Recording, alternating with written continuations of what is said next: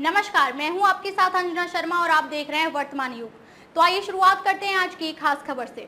नंदिनी और युग ने स्केटिंग करते हुए पूर्ण की 200 किलोमीटर की कांवड़ यात्रा। कांवड़ यात्रा से महीने भर पहले पिता ने कराई प्रैक्टिस। नंदिनी की उम्र 9 साल और युग 11 साल के हैं। 5 दिनों में पूरी की कांवड़ यात्रा। हरिद्वार से स्केटिंग करते हुए गाजियाबाद आए, हर दिन पूरी की 40 किलोमीटर की कांवड़ यात्रा। गाजियाबाद के दुधेश्वर नाथ मंदिर में करेंगे जलाभिषेक। कांवड़ यात्रा के दौरान परिवार के 15 सदस्य रहे मौजूद। गाजियाबाद के 2 बच्चे नंदिनी और युग स्केटिंग करते हुए हरिद्वार से गंगा जल लेकर कांवड़ यात्रा कर रहे हैं। वे 200 किलोमीटर की दूरी तय कर गाजियाबाद पहुंचे। उनके पिता मोहित गुर्जर उनके साथ हैं। मोहित एक गौ सेवक है और उनका नाम वर्ल्ड बुक ऑफ रिकॉर्ड्स में दर्ज है। बच्चे दुधेश्वर नाथ मंदिर में जल अर्पित करेंगे। इन बच्चों के साथ उनके पिता मोहित गुर्जर गाड़ी में चल रहे हैं। मोहित बताते हैं कि यह यात्रा बच्चों की खुद की मन्नत है। उनका सपना है कि स्केटिंग के माध्यम से धार्मिक स्थलों की यात्रा कर वर्ल्ड रिकॉर्ड बनाएं।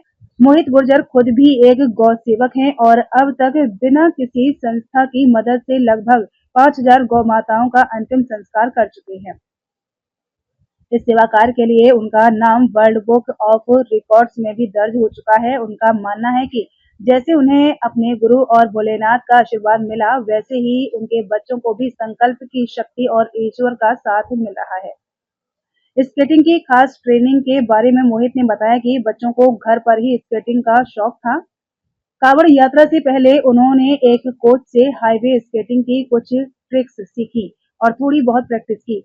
शुरुआत में परिवार ने मना किया, लेकिन बच्चों की लगन और आस्था को देखकर उन्होंने साथ देने का फैसला किया। मोहित का कहना है कि कुछ लोग आरोप लगाते हैं कि बच्चे पब्लिसिटी के लिए लगाए गए हैं, लेकिन वे कहते हैं कि जब ईश्वर की इच्छा हो तो कोई बाधा नहीं टिकती। यात्रा का अंतिम पड़ाव गाजियाबाद के दुधेश्वर नाथ मंदिर पर होगा, जहां बच्चे जल अर्पित कर विश्राम करेंगे।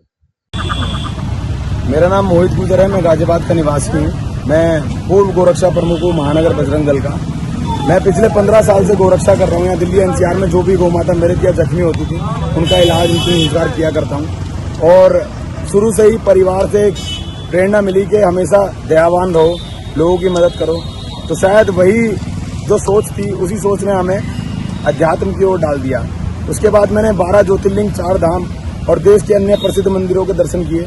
दर्शन करने के पश्चात मेरी बेटी हमेशा मुझसे कहती थी कि पापा जी, जब भी आप पुरा महादेव जाओगे रुद्राभिषेक करने के लिए, हम आपके साथ चलेंगे। तो जब भी मैं रुद्राभिषेक करने के लिए पुरा महादेव गया तो मेरी बेटी मेरे साथ गई, बेटा मेरे साथ गया। हमेशा इनको सिखाया है कि ईश्वर ही सब कुछ है, दयावान बनो, लोगों की मदद करो। और उसी का ये परिणाम है कि हमने डिसाइड किया कि इन बच्चों को इस बार हरिद्वार से स्केटिंग करते हुए लेके आएंगे। स्केटिंग इतनी परफेक्ट नहीं आती थी। एक हफ्ते पहले ही इनको थोड़ा बहुत मैंने ट्रायल लिया हाईवे पे, तो वो ट्रायल सफल हो गया। और ये महादेव की कृपा है कि आज हम पूरे 200 किलोमीटर का ट्रैक करके और आज गाजियाबाद के दुधेश्वरनाथ मंदिर में जल चढ़ा रहे हैं। हमारे साथ 4-5 गाड़ियां चल रही हैं, 2-3 मोटरसाइकिल हैं, 15-20 लोगों का ग्रुप है हमारे, जो भाई परिवार के लोग हैं, जो इनको एस्कोर्ट करते हुए चल रहे थे। इसके साथ साथ पुलिस प्रशासन का पूरा सहयोग मिला। जहाँ पे लगा कि जाम लग जाएगा या कोई ऐसी अव्यवस्था फैल जाएगी, वहाँ पुलिस ने बढ़ चढ़ कर हमारा सहयोग किया। हाँ, मेरी बेटी के ऊपर गाड़ी चढ़ गई थी क्योंकि कुछ हुड़दंगी जो ये डाक कवर वाले होते हैं, विदाउट साइलेंसर गाड़ियां बाइक चलाते हैं, वो बहुत स्पीड से आ रहे थे। उनको साइड हटाने के लिए जो पीछे गाड़ी चल रही थी, उन्होंने एकदम से साइड किया।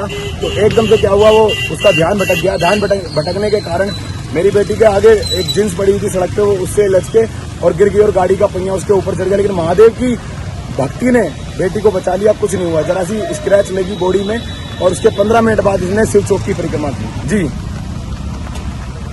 जी। डाइट के लिए हमारे सत्य यादव भाई है, जो गाजियाबाद के टफमैन के नाम से मशहूर हैं। उनसे मैंने डिस्कस किया कि इसमें डाइट क्या दी जाएगी बच्चों को, तो भैया ने पूरा डाइट चार्ट बना के दिया। इसमें उन्होंने बताया बच्चों की हाइड्रेट बॉडी रहनी चाहिए, डिहाइड्रेशन नहीं होनी चाहिए, जिसकी वजह से लॉन्ग टर्म तक ये रनिंग कर सकेंगे।